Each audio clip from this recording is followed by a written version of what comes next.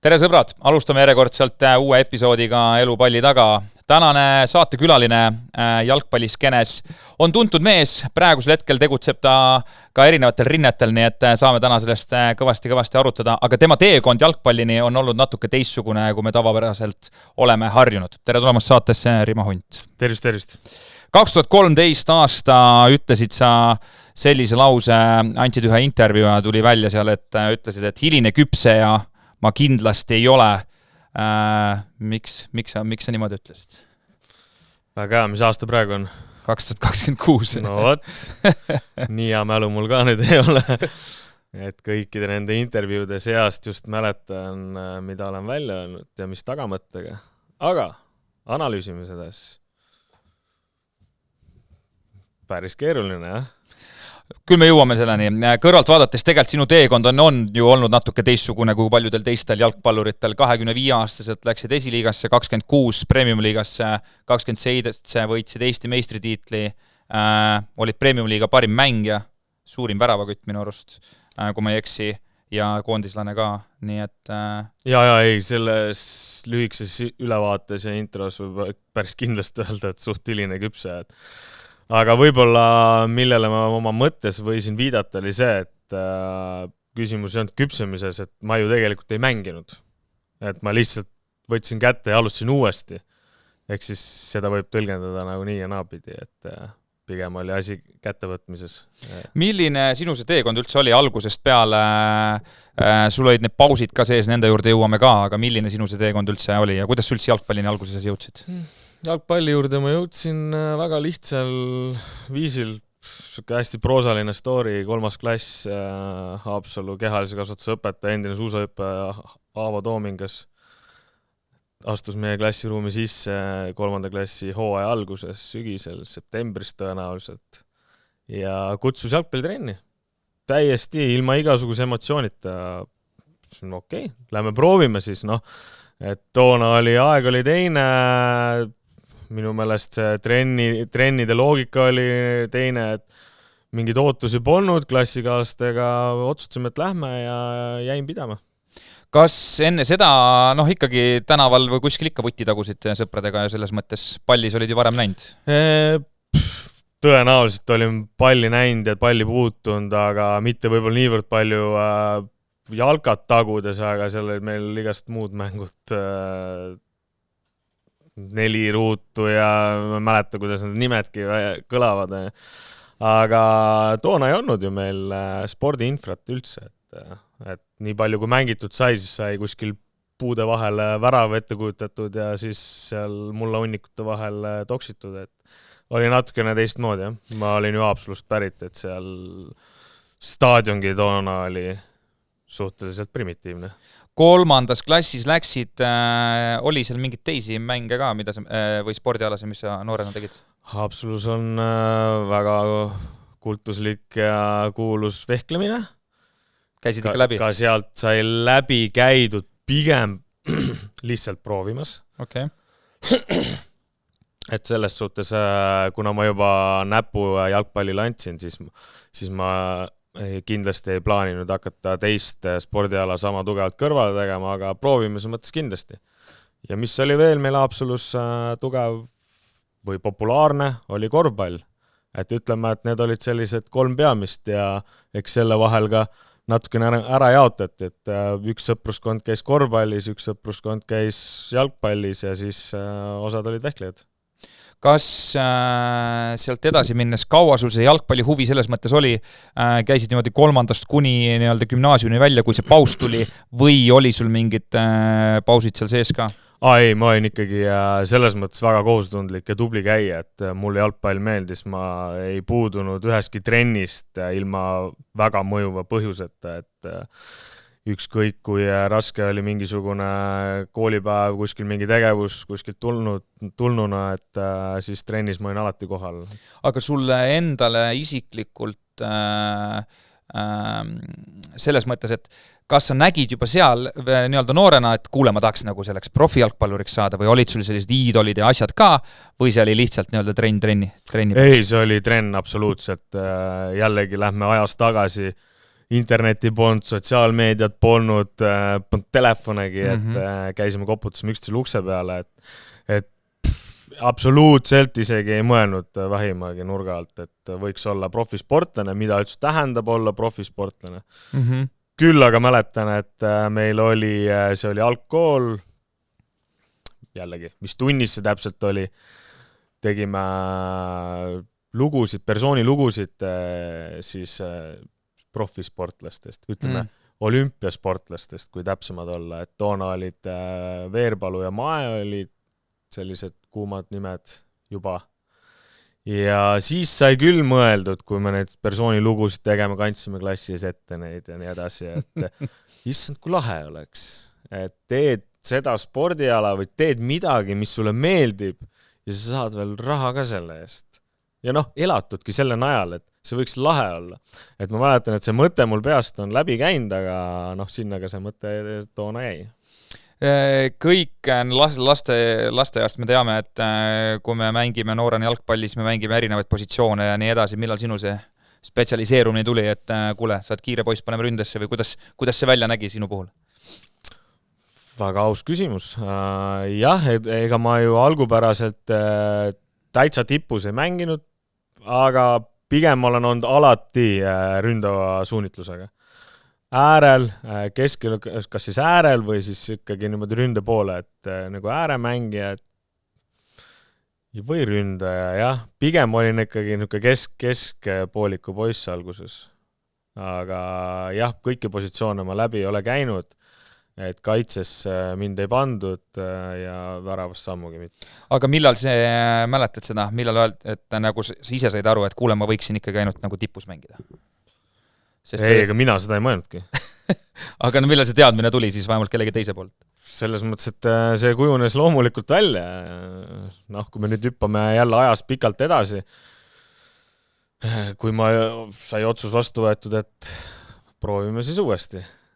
Et siis ma olin ju tegelikult oma ülikooli õpingute ja muu perioodiga oma füüsise suhteliselt tuksi keeranud, kui niimoodi otse ja ausalt öelda, et ega ma ei jõudnudki muud positsiooni mängida.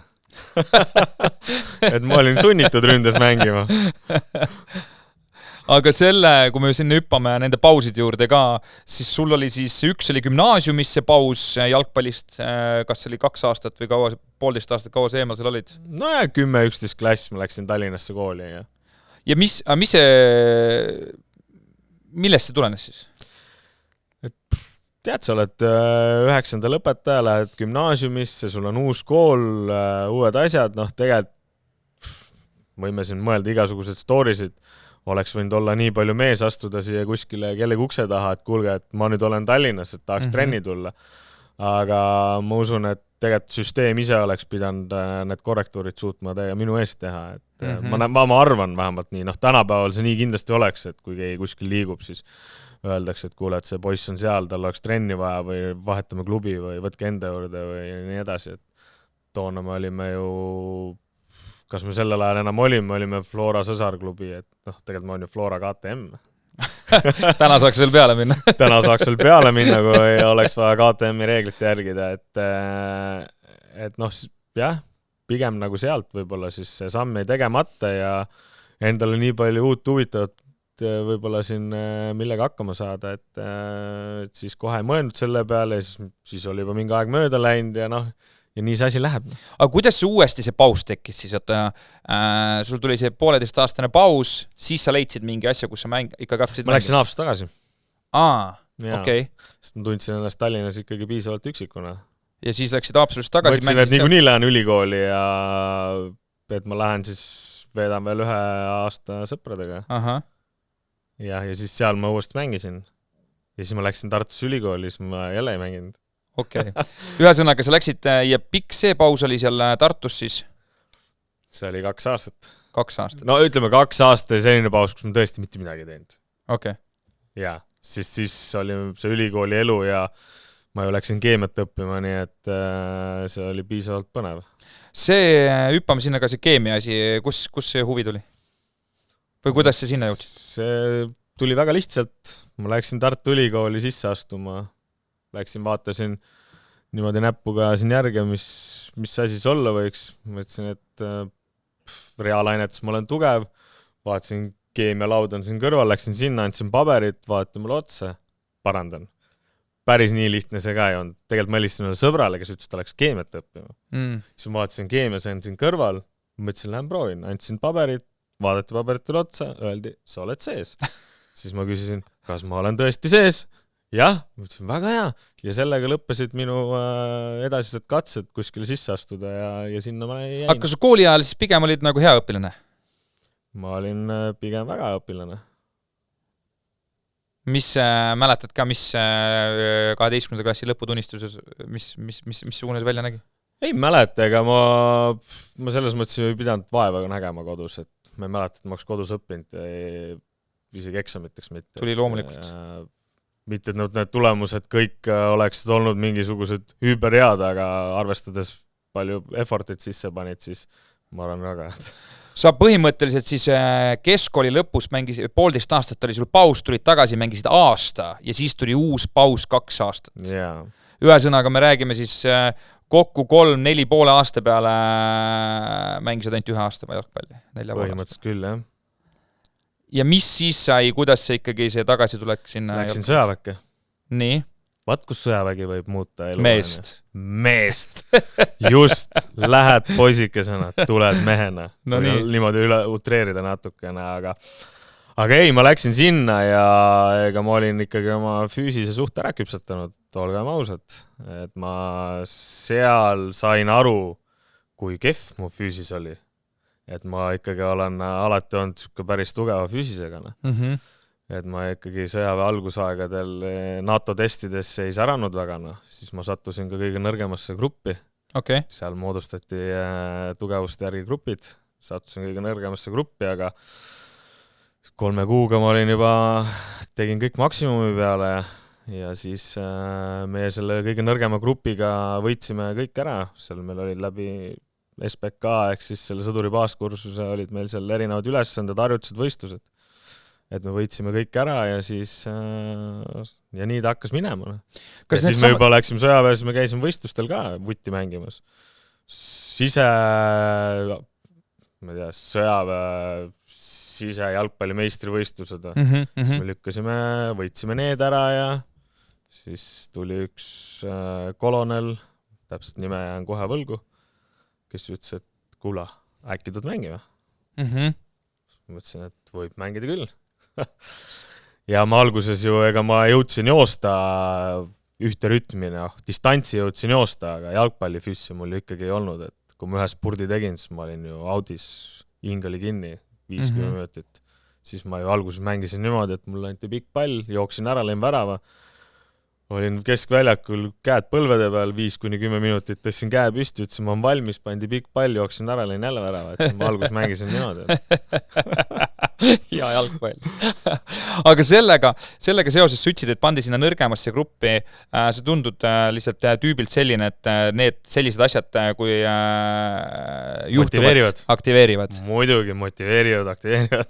Et loomulikult, see annab ekstra sihukese motivatsiooni. Oota, aga sa ütlesid, et kutsus siis mängima, mis tiimis sa mängisid siis sel hetkel? Nagu see oli mingi sõjaväe? See oli mingi Kalevi pundiga seotud. Okay. Kas Kaitseliit Kalev, Kaitsevägi Kalev, midagi niukest. Ja sealt oli siis see sama lugu, kui sa läksid Kalevisse, mängisid Kalevi õigevast? Ei, seal ma mängisin ainult paar mängu ja siis ma läksin juba MC Tallinnasse. Okay.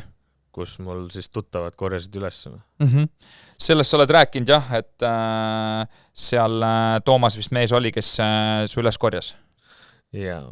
Kuidas ta mis see taust on pärast hiljem, sa oled öelnud ka intervjuudes, et ta tegelikult kõva häälega sul alati kaasa on elanud, mis see suhe seal on või kuidas ta sul seda teekonda kujundanud on?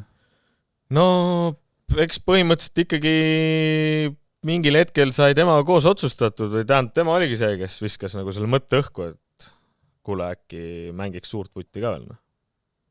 Sest et ega ma meestes ju ei olnud ju mänginud, et minu jaoks oli sellel hetkel ka esiliiga oli juba päris suur samm. Ja mõtlesin, et aga miks mitte, ja sellele lõid veeldused loomulikult meil täitsa suvaline liigamäng Tallinna Kalevi vastu. Ma veel viitsin minna sinna mängule, meil midagi muud targemat teha. No. Aga siis viimasel hetkel võtsin oma kilekoti nurgast, siis kõik mäletavadki toona, ma tulin alati oma kilekotiga, putsad olid sees seal. Et siuke tõsine sportlane. No. Ja läksin mängima ja siis ma kujuta ette nüüd suvaline amatöör ja lähed väljakule ja siis vaatad, et mingi meeskond teeb sooja seal pool tundi ennem treeneri vile peale, kõik ühesugused dressid seljas ja nii edasi. Ma läksin küsima, mis nali see nüüd on. Et ma olin harjunud sellega, et pool tundi varem longid sinna, peab putsad jalga, penitad natukene ühte poolt ja teist poolt ja siis hakkame mängima, poisid. Ja siis öeldi mulle, et kuule, täna sul veab, täna saad mängida kõrgliiga vastu. Ma mõtlesin, ohoo, väga põnev. No. Et Kalevi kas kõrgliigal oli mäng ära jäänud ja siis nad tulid duubli eest mängima, treeningmängu nii-öelda. Jäime siis 0-1 ja 0-2 ja 0-3 ja siis panime siis 1-3 ja 2-3 ja 3-3 ja 4-3 ja Saavo Sarapani oli peatreener, see oli täitsa hullumas juba seal. Aga ei, meil mängu lõpuks kaotasime 5-4 vist, aga vahet ei ole, no, emotsioon meie jaoks oli ju issand suurepärane, et ja siis Kalevist abitreener Daniel Meil vaatas, et oot, kes see vend on?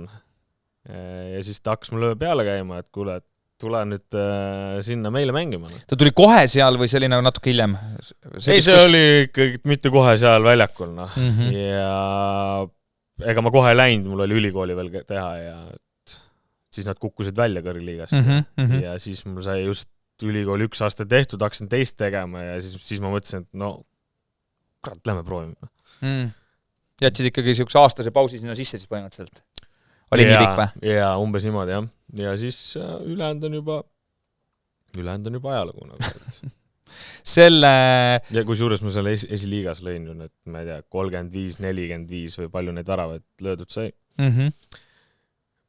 Põhimõtteliselt trennis ei käinud. See on huvitav, jah, sa oled maininud seda, et sa trennis ei käinud, aga mis sa tegid siis? Või käisid tööl samal ajal või?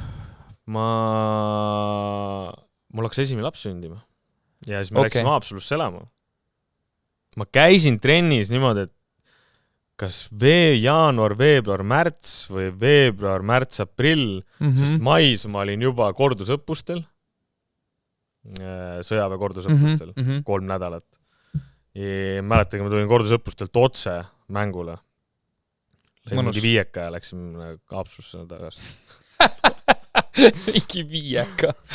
Et ja nii mängisin, jah. Ja seal oligi järgmist juhust vaja, aga elus on nagu ikka, kui hakkad analüüsima tagant järgi on kas siis juhused, mingid olukorrad, mis võimaldavad järgmistel olukordadel juhtuda. Et, siis meil oli karikamäng Levadiaga, kus Kristel oli peatreener. Me selle mängu küll kaotasime, aga Kristel vaatas, et no, kes see hull on, kes niimoodi ringi kablutab. Et ma olen temaga korduvalt rääkinud sel teemal. Ja siis sain esimese lepingu sinna. Ma hüppan korra sinna tagasi. Esimene laps hakkas sündima, sa käisid ainult mängudel, aga hooaeg selles mõttes on ju pikk, et kas samal ajal sa tegid siis tööd või? Kõrvalt või? Mäletad seda aega või mis? See on hea küsimus. Ei mäleta ausalt. Esiliiga sul, jah. Sest esiliigas sa panid 30 mänguga 35 väravat. MC Tallinnas, mis oli 66 liigamänguga 56 väravat, et ikkagi sul seda need põrke ikkagi puruks ei löödud. Ja, no seal pluss veel esiliigas need karikamängud ka, siis oligi need juurde. 45 kokku. No ühesõnaga, potato. Ja põhimõtteliselt siis käisid mängudel, esiliiga sai läbi, tuli kõne? Umbes nii, jah. Ja siis, kes selle kõne tegi, mäletad ka või? Kes sulle helistas? Ei mäleta. Ei mäleta? Jaa, lihtsalt öeldi, et Levadia alustab ja mine testima. Sa läksid nagu testima, mitte ei läinud automaatselt siin neile? Jaa, testima automaatselt, ma ei tea, ühesõnaga, algus ma ikkagi käisin mingid korrad seal trennis proovimas. Vova Vassiljev oli veel minuga samal ajal seal proovimas. Ja siis tegid Levadiaga lepingu, mäletad ka, kui pikk see oli? Ei mäleta. Ei mäleta. Seal tehakse aasta, 2. Aha. Ma ei usu, et tehti rohkem kui aasta. Ma olin piisavalt roheline veel kõigi jaoks. Aha. Oli sinu enda jaoks see täielik nagu selles mõttes ikkagi üllatus, et sa nüüd Kalevis ja nüüd põmm juba Levadias? Oi. Veel võtame sellest 2 aastat tagasi, ma isegi ei arvanud, et ma esiliigas on mänginud. Ja siis järsku ma olen kõrgliigas. Ja. 26-aastaselt teete Premium-liiga debüüdi päris niimoodi kõrvalt kuulates, kui see mõtled, et see lugu ei ole sinust päris huvitav lugu ikka. Ikka täitsa ebastandardne lugu täiesti, jah. Ja siis Levadiaga mäletad ka, kui esimesed need Levadia trennid või riietusruumid, mis sinu jaoks oli siuke wow-efekt või tundus, et kuule, et tead, nagu elus ikka natuke peab joppama. Ja eks omamoodi oli joppamine see, et Levadial oli just olnud kehv periood. Ja nad tegid päris suure puhastuse. Et vanemad kogenud nii-öelda Eesti mõiste staarmängijad lasti vabaks ja keskenduti noorte peale. Mis iganes põhjused seal kõik taga võisid olla, finantsilised, mittefinantsilised, uus suund, lähenemine. Et ma olin ikkagi üks vanemaid tollel hetkel seal ja võib-olla see oli nagu positiivne, et noored nagu noored ikka käituvad natuke teistmoodi. Ehk siis meil oli siuke hästi sõbralik õhkkond seal ja kuigi ma olin täis roheline, Marozov oli, mäletan väga täpselt seal, ja suhtusid minusse nagu väga hästi. Et meil oli hea aura. Ja siis kaob nagu see efekt ära, et oleks sul olnud seal kõik 35-sed vastas on ja et siis oleks läinud teistmoodi see riietusruum ja kõik oleks välja paistnud. Ja ma oleks ise on mingisugune suvaline noor ruuki seal. Tassi palle kogu aeg ja tule vaikselt stiilis niukest mõttelaadi küll. Aga 26-selt saad maininud, sa hakkasid elus esimest korda nagu päriselt trenni tegema. Jaa, algus oli nii raske. Ma mõtlengi, kui raske see oli? See oli ikka väga raske. Selles mõttes, et see rutiin kõik oli tore, aga ma pidin ikkagi vaeva nägema. Minu mängud olid esimene hooaeg isegi võiks öelda. Pool hooaega 100%, iga mäng oli minu jaoks siuke, nagu sa peaks maratoni jooksma. Ma ikka olin, tõmbasin ikka täiesti ribadeks ennast. Ja siis ma kogu aeg mõtlesin, et millal huvitav tuleb see periood, kus ma kablutan niimoodi ringi ja ei tee teist nagu enamus. Ja. Aga see, et mul oli raske, see, et ma pidasin vastu ja tulin toime sellega, siis see omakorda kasvatas mulle siis sukse uue põhja alla, et ma järgmine aasta olingi võimeline juba kablutama niimoodi, et tigi ka ei hakanud jooksma. Aga andis see algul nagu selles mõttes, kõvast annab tunda, kindlasti kodus asjad valutavad, aga keha nagu järgi andma ei hakanud või? Ei, selles mõttes mul oli ikkagi jalgpallipõhi oli all, mul oli spordipõhi oli all, mul füüsiliselt ma olen alati tugev olnud, et see eeldus oli olemas. Et ilma selle eelduseta oleks võinud hakata tõesti liigesed, lihased järgi andma. Et see nagu ei olnud üldse mingi probleem ja mentaal oli ka paigas, nii et oligi vaja ainult kannatada. Teisel aastal, siis Levadia teisel aastal Eesti meistriks 22 liigaväravat ja Premium-liiga parim mängija. Utoopiline üleminek selles mõttes. Jah, 2 aastaga võidad kõik. Seal olid ju karikavõit oli veel seal sees, kõrgliiga parim mängija, põhimõtteliselt kõik, mis võit andis, sai nagu ära tehtud 2 aastaga. Kas see sinu mõistes on 2013 ongi siis sinu jalgpalli mõistes kõige parem hooaeg nii-öelda või? Või annab seda millegiga ikkagi võrrelda? Ei ütleme, kui me hakkame mingisuguseid tiitleid taga ajama, siis kindlasti see oli võib-olla kõige sellisem sündmust rohkem. Et sai ka koondises ära käidud. Et jah, mõnes mõttes on nagu märgiline aasta, üks märgilisemaid. Aga ega ju peale seda sai välismaale mindud ja seal mängitud ja hästi mängitud ja nii et eks ja veel sai võidetud tiitlit, nii et ma ei tea, oleneb mis nurga alt, oleneb mida me võrdleme. Mõnes mõttes võib öelda küll. Ma ei mõtle niimoodi, et 2013 aasta on kuidagi mingisugune eriti sümboolne aasta. Ei, ma niimoodi oma peas ei mõtle, et kui ma hakkan mõtlema, siis jah, 2013 seda võiks nimetada, aga muidu ta ei torka mul esimesena pähe. Siis sa oled öelnud, et olid Levadial samal ajal olid poliitikas otsapidi ministrite juures, mis suhteliselt lähedal. Kas ma ei saanudki sellest aru, ma lugesin ja mõtlesin, et sa tegid samal ajal siis mingit tööd veel kõrvalt või mis see poliitikakarjäär seal oli sel hetkel? Mäletad seda? Kas ma üldse tegin sellel ajal enam või? Kui ma seda öelnud olen, äkki siis tegin. Ma olin muidu IRL-is, olin ühe piirkonna juht ja siis ikka ministrite ja tähtsate tegelastega teed seal ühe laua taga teinekord mingisugused arutelusid. Ja. Kas seal siis lasid sellel poliitikakarjääril minna või me ikkagi tulevikus peame sind ikkagi valima tulema? No, kui nüüd siin alles KOV-valimistel ma nimekirjas olin, nii et me ei tea, see ei ole eesmärk omaette, aga ütleme seda poliitikaga mõnes mõttes juba noores pärast kokku puututud, nii et kui see ühel hetkel realiseerub, siis ütleks, et see ei ole nagu välk selgest taevast, et see võib juhtuda, aga see ei ole eesmärk omaette, sest ma olen päris täpselt näinud, mida kujutab endast poliitika, see töö seal taga, olla Riigikogu liige, kui suurt mahtu sa pead oma ajast panustama kohtumistele erinevate ütleme, rahva huvi pakkuvate teemadega tegelemistele ja nii edasi, et see ei ole lihtne töö. Ja siis kogu see muu meedia veel seal ümber, kes kiidavad, kes laidavad, et sellega toime tulla, et see peab olema päris tugev isiksus. Iseenesest ma usun, et ma sobiks sinna, aga veel on võib-olla vara. Aga sel hetkel sa põhimõtteliselt pidid nii-öelda, kas see oli nagu selline valik ka, et ma valin nüüd poliitika ja jalgpalli vahel või ei olnud? Ei olnud.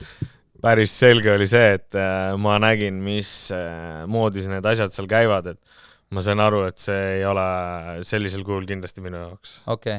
Ja, et sellest peab midagi muutuma ikkagi.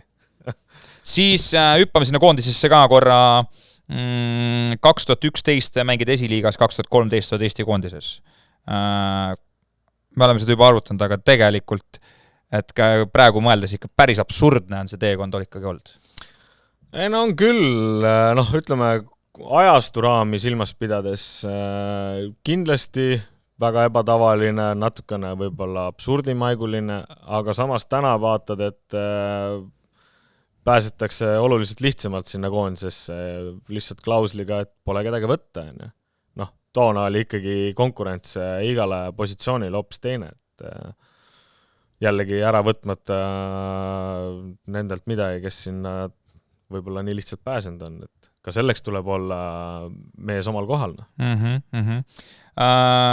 Mäletad seda päeva, kui see koondise kutse tuli? On sul niimoodi meeles või pigem ei ole? See tuli täiesti üllatusena, ma jällegi polnud kunagi mõelnud, et võiks koondisesse saada ja siis ühel päeval ma olin vist löönud ka mingi päris suure portsu väravaid selle hooaja algusega, et siis öeldi, et kuule, saad võimaluse. Mul võttis ikka natuke aega ennem, kui seedida seda. Aga mis seal ikka? Mõtlesin, et kuule, selle kiirrongiga on sõitma hakatud, siis paugutame edasi. See, kui riietusruumi astusid, oli see selle koondise, nagu sa ütlesid, ajastu ka on väga oluline määraja. Oli see selles mõttes ikkagi teistmoodi kõik, kui sa varasemalt, mida olid kogenud? See riietusruum, sest seal oli sul kõrval ikka tegelasi küll. Jah, ja ega selles mõttes ma ju teadsin ikkagi päris paljusid tegelesid varasemalt läbi mingite tegevuste, kellega olin tegelikult noorte ajal kokku puutunud laagrites, koondise laagrites. Ja kui päris noored olime. Ja aga muidugi loomulikult teistmoodi. Sellel ajal koondisesse, jällegi, mälu võib võib loomulikult pettekujutelme tekitada, aga Eesti liigast koondisesse väga paljud ei pääsenud. Täna on natukene shift on hoopis teine, on ju.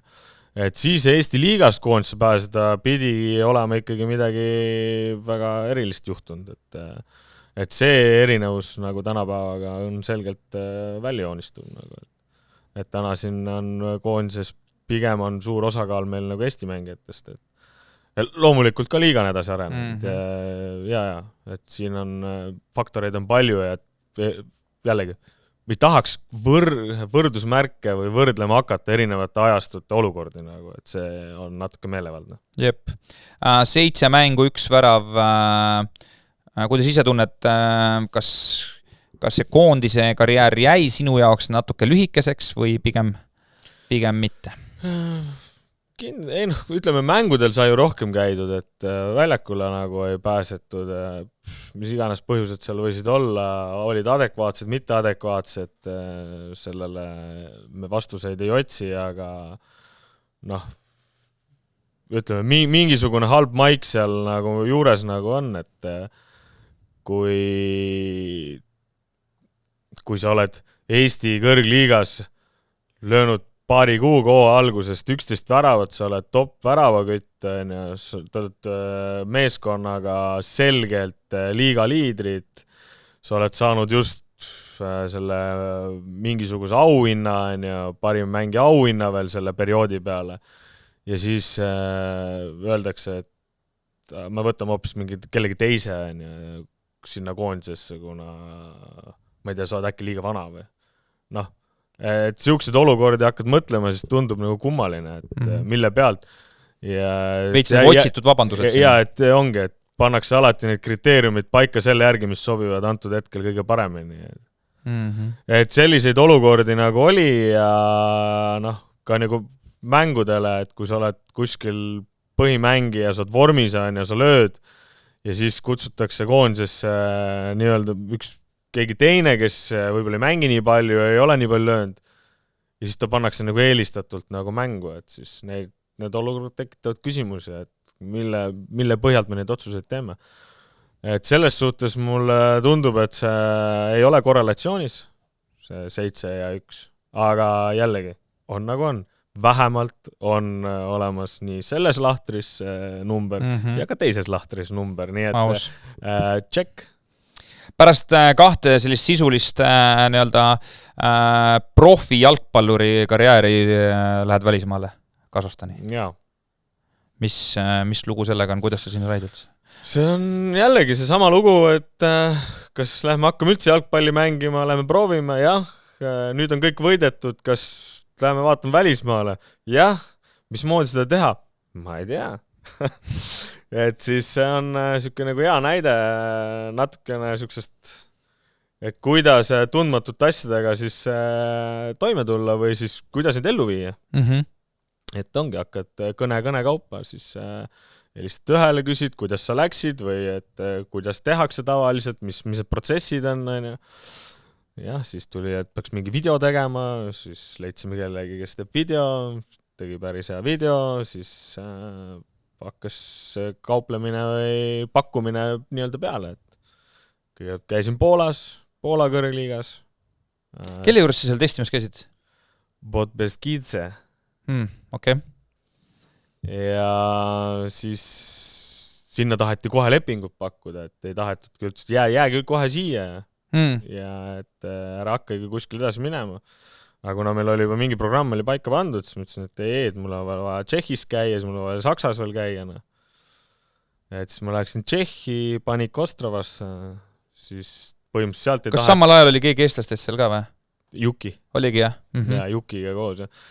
Et siis ei tahetud sealt ära lasta, et jäägi kohe siia, ja siis ma ütlesin, et ma ei saa, et mul on Saksas kokku lepitud Kaiserlautoniga mäng, et siis ma käisin veel seal Saksas, siis, aga kuna Saksa oli Bundesliga 3 äkki,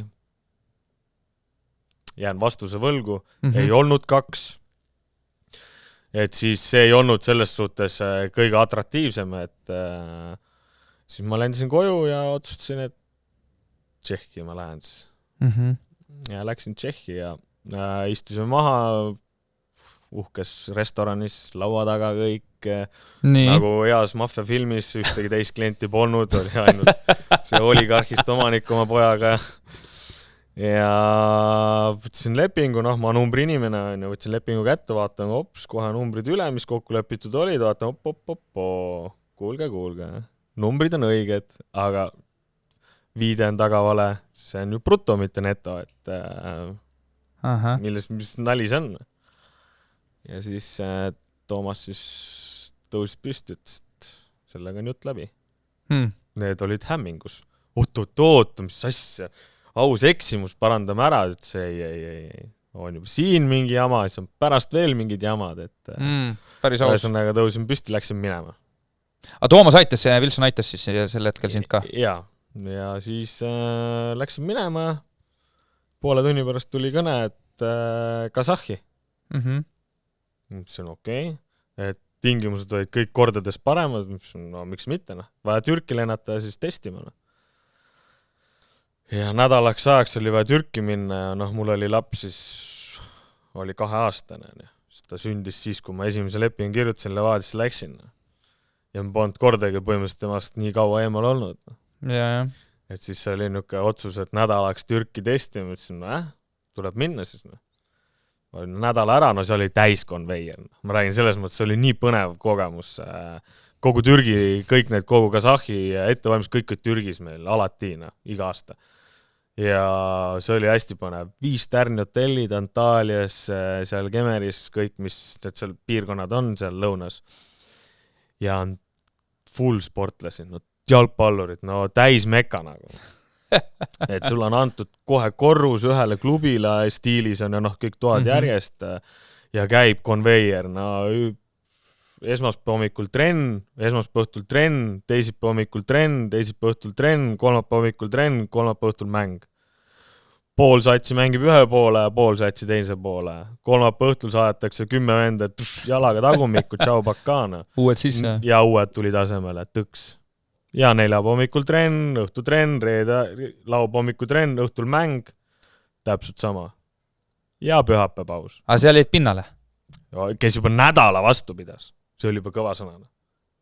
Ja siis olin ma nädala ära ja siis ütleb, kuule, 1 nädal veel. Ma ütlesin, päriselt. Ma olen nii arvestanud, et mul on vaja koju lapse juurde jõuda. Ja siis mõtlesin, et davai, ma on 1 nädala veel. Kuigi tegelikult oli, ütleme, 3 päevaga juba vaadati ära. See oli ühe mänguni ja siis oli juba enam selge. See, kes juba teise mänguni, siis pidi midagi nagu olema. Ja siis vaadati, kas see oli nagu juhus või on mingisugune omadus. Ja siis teise nädala lõpus öösel kell 11 siis kutsuti lauada. Ja ma ootasin, mis mina ootasin. Ma ootasin juba teist last. Siis ma helistasin öösel kell 11 ütlesin, et nüüd on nii, et me läheme Kasahhi. Aga seal olid tingimused... Jumal küll, kus ta nuttu jala tuli, ei lähe, kõik on läbi, kui on kirjutad alla. Panin toru ära, ütlesin, kõik on hästi, kirjutasin alla. Emotsioonid. Aga selle... Küll need lahtuvad. Kas tehniliselt need tingimused kõik olid nii nagu lubatud või? Ja. Seal ei tehtud midagi? Ei, seal oli kõik väga hästi. Okei.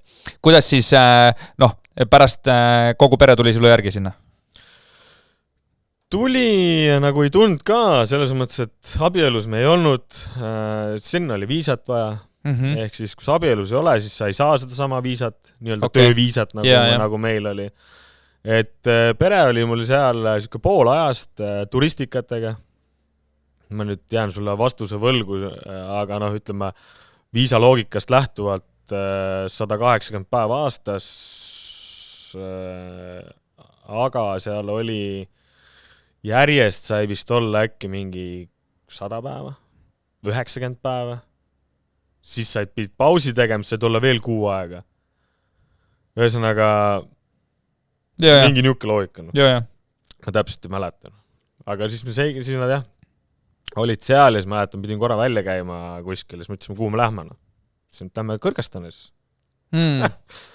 Üks beebi on sülebeebi, teine on kolmene on ja peatselt kolmeseks saab, et siis seiklesime niimoodi, lendasime Almatasse, sealt võtsime taksod olid ju kõik nagu meil Nõukogude Liidu ajal, mis turvavööd, mis ülevaatus, vahepeal midagi oli, lööd jalaga spoila sirgeks ja läksime edasi. Piiri äärde üle, vaatasime kõrgestunis ringi, et meil põnev oli, et selles mõttes on nagu äge piirkond, mida külastada, et väga mingisugused jooned tunned ära enda nooruspõlvest, et kliima on teine, inimesed on üldjuhul sõbralikud, et kindlasti siuke põnev periood. Esimene aasta, kui sinna läksid, mis selline nagu jalgpalli mõistes, mis kõige üllatavam oli, need tasemed, asjad, kuidas need seal olid? Ei ikkagi tase oli selgelt oluliselt ühtlasem, keskmine tase oluliselt kõrgem, et meile, ütleme, meie sats oli siis võib-olla kõige madalama budžetiga kogu liiga peale, ehk siis siuksed jutumärkides natuke outsiderid.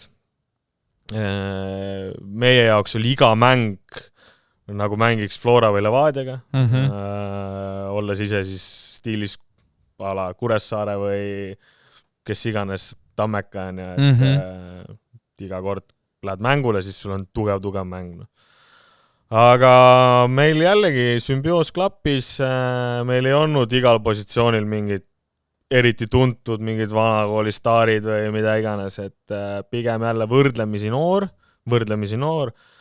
aga meil klappis hästi kokku ja me tõime kõvasti punkte, nii et me olime peaaegu euro kohal hooaja lõpuks, et ma siin jõudsin veel saadetes käia seal, vene keelt õppida ja siis ma olin top välismaalane esimene aasta ikkagi. Aga kuidas need reisid asjad olid selle bussiga panite edasi? Ole nüüd, bussiga ma ei teinud mitte ühtegi reisi. Bussiga tegime ainult reisi sealt nii-öelda ühikast või baasist lennujaamana. Oligi nii, jah? ja või rongijaama. Et lühemad otsad, selleks oli ainult 2 otsa, käisime rongiga. Üks oli kas 13 tundi ja teine oli 18 tundi. Ülejäänud kõik lennukiga, nii et see Kasahstan on ikkagi suur riik ja seal saad aru, mis tähendab siis kuskil suures riigis olla profisportlane jalgpallimaastikul, et põhimõtteliselt lennujaam, kas siis läksid 1-2 lennuga, lennujaam, hotell, niisuguses rutiinis. Päris karm ikka, Ja seal ei ole nii, nagu meil on, et on Kuressaares laupäeval mäng kell 12, siis hommik kell 6 ärkad üles, et kell 8 sõitma hakata, et kell 12 hiljemalt seal olla, või mis iganes on, seal pluss-miinus. Seal ikkagi läksid, kui laupäeval oli mäng, siis neljapäeval juba hakkasid seiklema, et läksid neljapäeval kohale, reedel oli aklimatt ja väike treening ja laupäeval mängisid, pühapäeval tagasi, et sul oli võõrsil mängupäeva läks sul ikkagi siuke 4 päeva. Kuidas sul esimene see hooaeg ju tegelikult läks sisuliselt päris okeilt ja selles mõttes said ikka hästi. Ja teisel hooajal asjad ei hakanud sujuma enam lõpuks pidid isegi sealt tribüüni pealt minu arust mõnda mängu vaatama. Jaa, teine hooaeg oli täitsa mis seal juhtus siis? Maha visatud hooaeg, et lugu hästi proosaline. Me olime esimene hooaeg lihtsalt liiga head. Nii? Et me olime liiga head ja me olime peaaegu euro koha peal, meil oli täpselt sama palju punkte, me jäime seal mingisuguste väravate vahega, mis iganes, ühesõnaga mingisuguses kriteeriumis jäime alla, ei saanud, aga kuule, tulemus suurepärane igal juhul. Ja tõsteti eelarvet. Tõsteti märkimisväärset eelarvet ja siis see treener võttis enamasti oma vanad lemmiklapsed, kellega on siis võib-olla mingid aastad tagasi tehtud huvitavaid asju, nad on omal ajal kindlasti oli kvaliteet ja oli seda võimsust. Ehk siis võttis kallimad mängid. Et minu positsioonile toodi 2 korda kallim mängija, et loomulikult peab ta mängima. Ja loomulikult need tema lemmiklapsed ei tassinud välja, ei füüsiliselt ega tehniliselt juba ammu. Ja pumps, kõik 2 minema alla mäge, et see on hea näide, et rohkem ei ole parem alati. ja. Et lugu oli proosaline, võiks nüüd öelda, et minust sõltumata, et tegelikult selles kultuuriruumis ta suhteliselt oli minust sõltumata, et see ründaja, kes toodi, oli tegelikult ka hästi tore tüüp, ei olnud ka kehv tüüp, on ju, aga noh, rahanumber pidi mängima, seal olid ka kindlasti mingid omad teised kokkulepped kuskil ja nii edasi, sest meil olid ju ka boonused, võiduboonused ja mänguboonused ja kõik sellised asjad, et kindlasti olid see mingid omad diilid ja nii oligi, noh. Ja siis tuli see paus sisse, on ja vaata, ja kui sa jalgpallis ikkagi iganädalaselt ei mängi ja meil ei olnud seda, et meil läheb duubli eest, siis hoiame ennast kuidagi vormis. Et loomulikult vorm hakkab natuke kaduma. Aga noh, mis seal ikka? Selles mõttes see on täiesti tavaline, normaalne jalgpalli osa. Muidugi. Et minu õnneks oli see juhtus mitte kohe, kui ma läksin, vaid juhtus teisel aastal, et ma ikkagi suutsin esimene aasta ennast realiseerida ja näidata, et see ei olnud juhus ja et ma suutsin seal tegelikult kanda kinnitada ja näidata ennast ja olla top välismaalane, nii et selles suhtes mul ühtegi kahetsust ei jää, see on jalgpalli üks osa ja lihtsalt sain ka selle ära kogeda ja täpselt nii ongi, nii et ma vaatan seda ainult kui ühte niisugust kogemust elada. 2016-2017 tuled tagasi siis Levadiasse, no sellise hooaja pealt välismaale väga varianti ei otsinudki siis või otsisite veel või? Ega ei otsinud, selles mõttes, et kõik peab käima naturaalselt, et tead, välismaal oli käidud, lapsed kasvavad ja kui ei ole ikkagi sellist varianti, noh, jah, ja nagu sa õigesti ütled ka, on ju, et see mu vorm oli ikkagi selle aastaga niivõrd palju ära rikutud, mu füüsiline vorm ka, on ju, ja tahada välismaale minna, siis sul peab olema ikkagi mingi element peab olema ikkagi teistest selgelt eristatav, noh. Et seda eristust enam ei olnud. Et oligi paras aeg siis siia sisse seada, et ja mis, kuule, Levadias ju mängida on ükskõik mis tingimustel ikkagi kõva sõna. Aus. 2017 aasta lõid jälle 20 väravat, kõik läks hästi, aga Levadia periood sel hetkel lõppes. Jah, mis oli ikka, et kui ma läksin Levadias, see eelarve ei olnud enam selline, nagu ajaloost jutud on rääkinud. Okay. Et mina olin nagu harjunud sellega, et ma olin esimesed 2 aastat seal üldse kõige väiksema palga peal. Siis ma tulin välismaalt tagasi, siis mul õnnestus olla ka korraks kõige kõrgema palga peal. Aga klubi üldine eelarve oli endiselt selline, mitte liiga külluslik võib-olla. Et meil ei olnud mängijaid. Tegelikult meil oli sats, oli hea, meil oli, kõik oli nagu olemas, kõik eeldused, no. Et võita ja me jäime teiseks, no. Sellepärast, et meil ei olnud pinki, meil ei olnud mehi, no. Me 1 aasta arvestasime, meil oli 13 meest, 2 pane kaartidega, 1 pane vigastusega pausile ja korras me peame juba hakkama laenama. Ja see oli meie traagika, et meil lihtsalt ei jätkunud mehi nagu selle jaoks. No, täna on 2 meeskonna jagu on sul pingi peal rahvast. No. Palgad on kõvasti suuremad. No. Et see ja siis jah, see sama aasta 2017 kõige rohkem väravaid on ju klubi sees kindlasti. Kapten, et kandev roll, kogu aeg mängid ja siis hakatakse ütlema, et kuule, aga tõmbame palka alla. No. Ütlesin, kuule, ma käin nii kaugelt, et niigi ma panen päris suure osa rahast kütte alla, et hakkate veel, aga makske kütus kinni siis ja tõmbame alla. No. Pole küsimust. No. Ühesõnaga, ju seal oli mingi poliitiline jonn, nagu ikka. Taheti lahti saada. Ja ka Kuno siis vana kaval reban ega tema ju jätnud võimalust kasutamata. Ajas kõrvad kikki ja? Ajas kõrvad kikki ja ma läksin väiksema palga peale. Oligi selline, okei. Okay. Jaa, et läksin ikkagi väiksema palga peale, aga ma olen põhimõtteline ikkagi, et minu meelest see on aus. Eriti veel, kui me nüüd jälle täna oleme targemad, kuna me teame, mis ajaloos juhtunud on, eriti olukorras, kus nad võtsid juurde mängijaid selle loo ajal. ja veel kallimaid mängeid, ikkagi oluliselt suuremate palkade peale. Selles mõttes on huvitav jah, sa oled ju kapten ka, oled kõige rohkem ja sa ühes intervjuus mainisid ka veel, et sulle tundus vist endale, et nad pakuvad sulle selle väiksema, et küll sa nii või naa vastu võtad. Et ma ei tea, kas sa seda ise mäletad ja siis ütles seal intervjuus vähemalt sa olid maininud, et sa olidki nagu põhimõttele kindel, et ma ikkagi otsin mingit teist väljundit. Ja, ega ma oleks ka arvestanud variandiga, et ma ei mängi enam nagu, et ma ei hakka punnitama. No. Selles mõttes, et ma tean küll olukordi Eesti jalgpallimaastikus, kus nagu mängijatega on selliselt käitutud, võib-olla on need põhjused olnud taga adekvaatsed, võib-olla mitte, ebaoluline, aga ma teadsin, et mina kindlasti selline ei ole.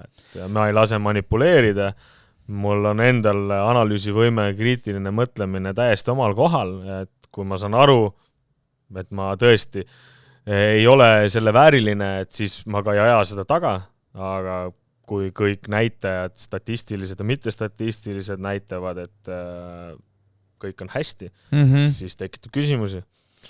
Siis kas sa reaalselt otsisite ka enne 2018 sel aastal, otsisite ka välismaale või ei otsinud? Ei otsinud. Ei. See oli lihtsalt suusoojaks, siis pigem oli see lihtsalt kindel, et võib-olla keegi taustal kuskil midagi vaatas, kuskil mõtles võis olla küll tegelikult, et mingi niimoodi poolpõgusalt, et kui midagi ette jookseb. Sest ma mäletan, ma käisin kuskil testimas, aga ma jään sulle vastuse võlgu. Aga seal, kas see, et sa läksid Levadiast Kaljusse, keegi Levadia inimestest võttis seda isiklikuna ka? On pärast tuldud ütlema, et ikka, et kuule, see ei olnud päris seebe. Ma ei oska öelda.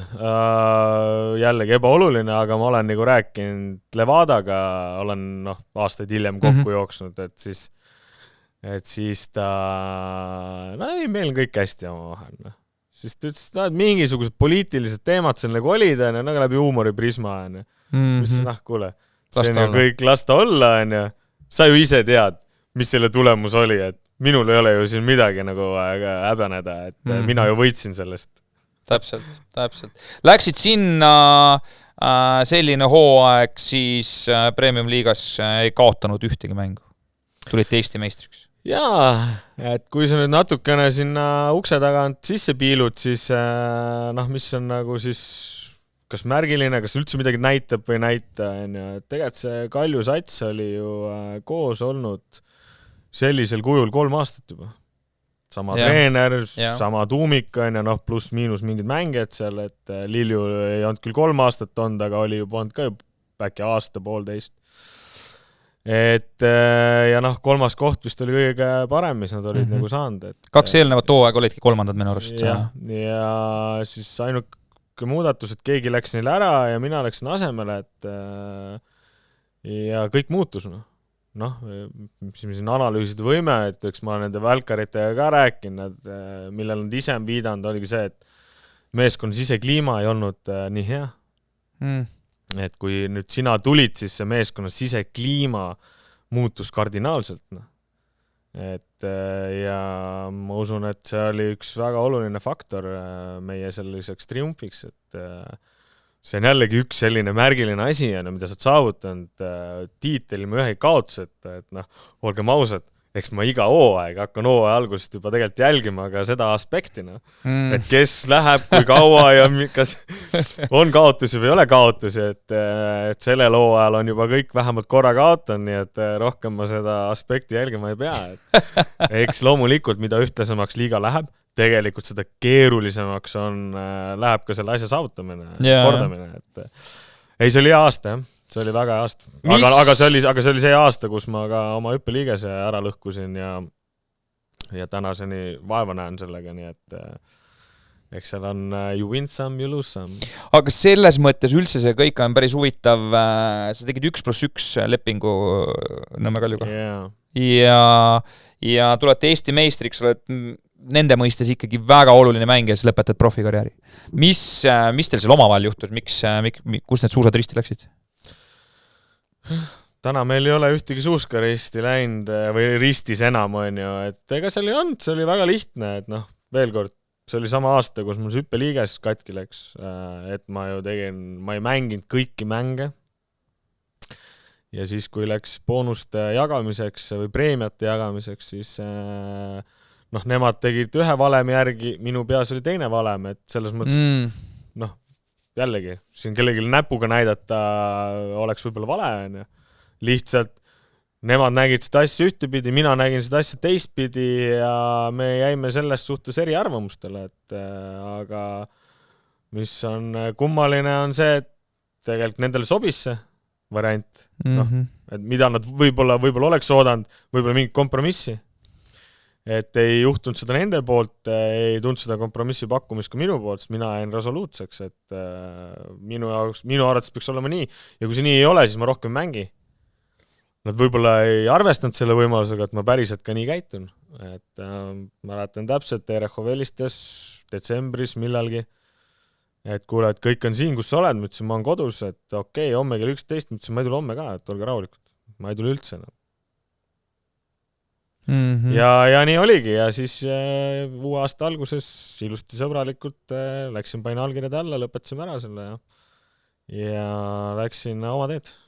Mis see on see 58% lugu või oli seal alati näpuga mingid protsent, nagu sa ütlesid, et põhimõtteliselt siis nagu selle meistritiitli eest siis nagu boonuseid said nii-öelda tühjade pihkudega? Tead, nii palju aega mööda läinud, kui ma ütleks, hakkaks numbreid välja ütlema, valetaks, aga midagi stiilis sellist. Okay. Aga jällegi, vaatame nüüd ajaloole uuesti peale, aga mis siis juhtus? Aga mis siis juhtus? Nemad olid just õnnelikud, et okei, fine, ma ei jätka nendega. Polegi vaja, järelikult ebaoluline vend.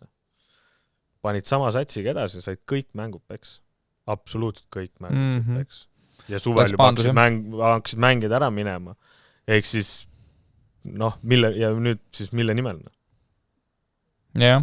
No seda ei tea kunagi, et selles mõttes, et kas kui sina oleks seal olnud, võib oleks sama rada olnud, me ei tea seda, see on alati see spekulatsioon. Absoluutselt. Aga nii läks. See on fakt. See on nii saab sellest kinni võtta. Hüppame veel siit sellises nii-öelda Eesti jalgpalli üleüldisele paarile küsimusele, ma mõtlesin sinuga arutada. Kogu see karjäär on selles mõttes nagu nii teistsugune, nagu me oleme tänase saate jooksul juba rääkinud. Aga kas Eesti jalgpall üldiselt loobub siis nagu mängijatest liiga vara? Ma viskan siia veel ühe fakti. Me tihti peale ajame taga neid 16-17 aastased talente, aga jätame nagu need 23-aastased lihtsalt nagu, et me ei aja sealt, et tegelikult see on ka väga hea kutt. Me otsime praegusel hetkel neid talente. Või see on vale või hea või lihtsalt... Tegelikult ütleme, ega siin on ju samamoodi evolutsioon, nagu täiesti tavaline, normaalne evolutsioon on selle asja nimi, et keegi ju ei otsi. See ei ole ju niimoodi, et viskame sinu kõrvale ja siin me ei viska kõrvale. Et kui sinul on motivatsioon, tahe mängida, siis sa näed vaeva. Sa teed trenni, sa käid, pakud ennast kuskile klubisse, teed mingi lepingu või lähed amatöörina, et oleneb, kui suur sinu motivatsioon ja tahe on. Ja täpselt nii palju, kui sa jaksad ise pakkuda, siis kas sul tuleb see samm edasi, tuleb see avanemine või ei tule. Et see ei sõltu sellest, mida otsustab mingi treener. Kuule, viskame sinu minema. Selge, järelikult mul ei ole seda karakterit. Kõik on karakteris kinni. See, et kui mina ütlen sulle, et sa oled mõttetu vend, nüüd on 2 varianti. Sa pöörad ümber mõtled, et ma olen mõttetu vend, ma lähen muusikakoolina. Või, mis asja, ma nüüd näitan talle, et ma ei ole mõttetu vend. Ja ma lähen tõmban mingid lõigud kuskil, lähen taon palli ja näen vaeva ja tulen ja olen kõvem vend kui ennem. Ehk siis pigem on, ma vaataks noorte peale seda täna, mis mulle on mulje jäänud. On nagu see, et ma olen 19, ahah, ma ei saanud esindusse mängima. Okei, ma viitsi üldse, ma olen minema. Tead, loobutakse ise võib-olla liiga lihtsalt. Ei ole seda tuhhi või karakterit, et pingutada, näha vaeva ja oodata oma võimalust samal ajal ise andes enne maksimumi. Aga kas peaks, millal siis see piir tuleb? Mul on vastupidiseid küsimus, aga millal see piir tuleb siis, et kuule, et ma saan aru, et ei tulegi seda sammu? või et nagu millal ma teadvustan seda? Absoluutselt, ja see ongi kõige keerulisem koht.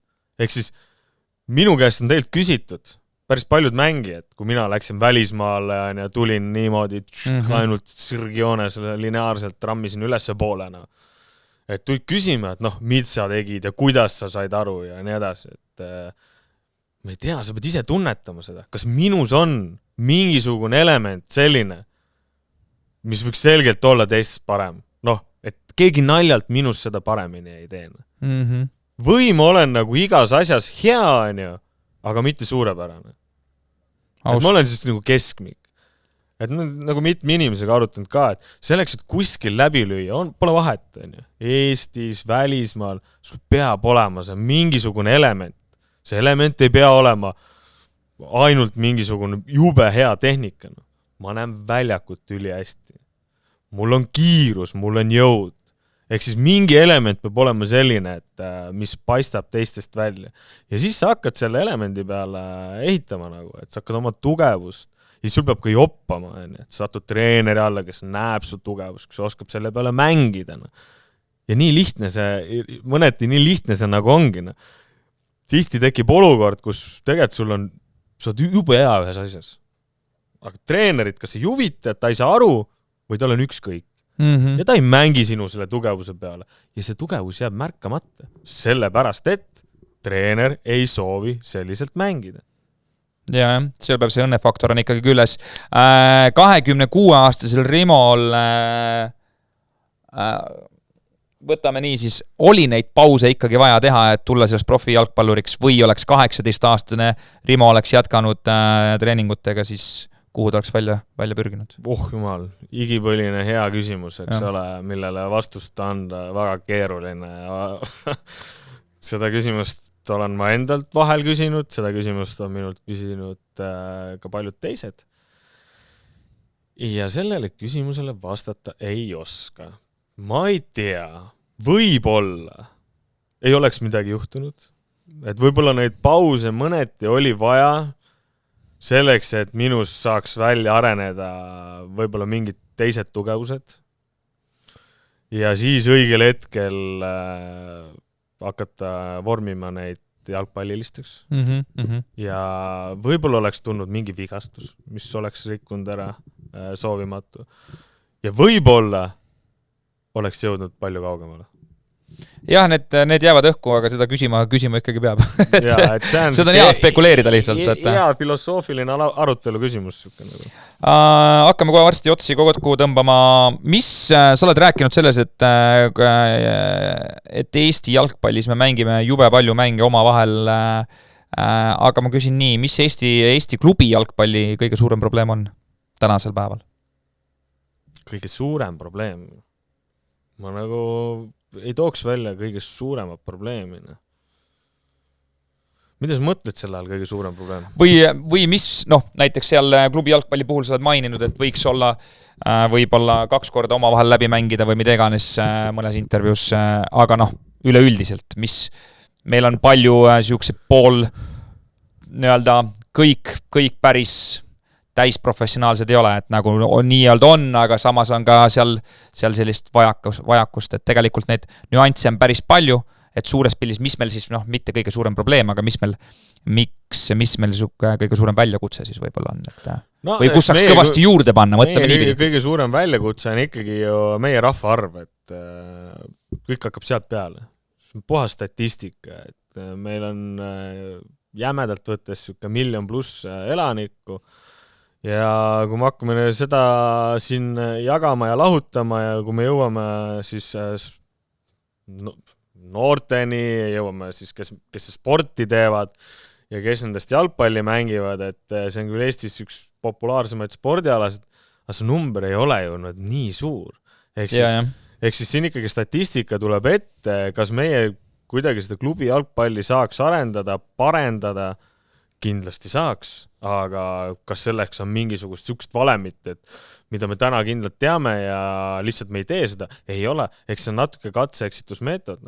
See 4 mängu omavahel läbi, jah, seda võib-olla on nagu palju, aga teisest küljest, mis see parem lahendus siis on? Meil ei ole nii palju mängijaid, meil ei ole nii palju ressurssi, et tekitada 10 profisatsi, see on ju selge.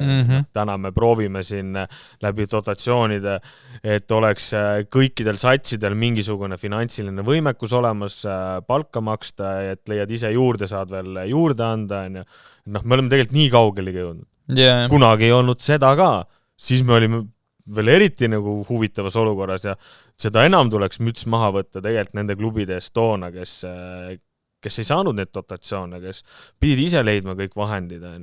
Et täna on isegi olukord parem, et ega siin jah, me võime ju mõelda, proovida teha siin mingit Balti ühisliigat.